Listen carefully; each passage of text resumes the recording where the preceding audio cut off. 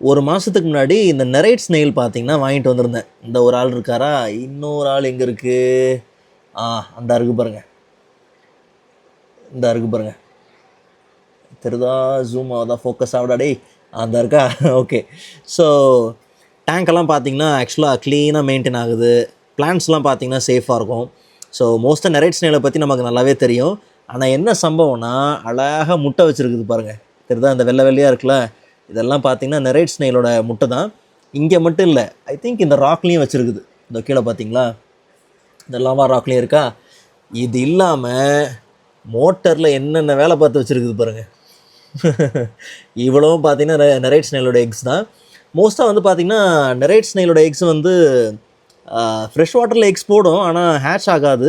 Hatch ஆகிறது வந்து brackish வாட்டரில் தான் ஹேட்ச் ஆகும்னு சொல்லுவாங்க. பட் பார்ப்போம் இது எந்த அளவுக்கு பாசிபிள்னு தெரில.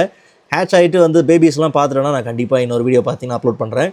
ஆக்சுவலாக இந்த எக்ஸ் எல்லாம் ஹேட்ச் ஆகிறதுக்கு பார்த்தீங்கன்னா 20 to 30 days பார்த்தீங்கன்னா ஆகும். ஆனால் இந்த ஹோம் அக்வாரியமில் மோஸ்ட்டாக ஆகிறது ரொம்ப கஷ்டம்.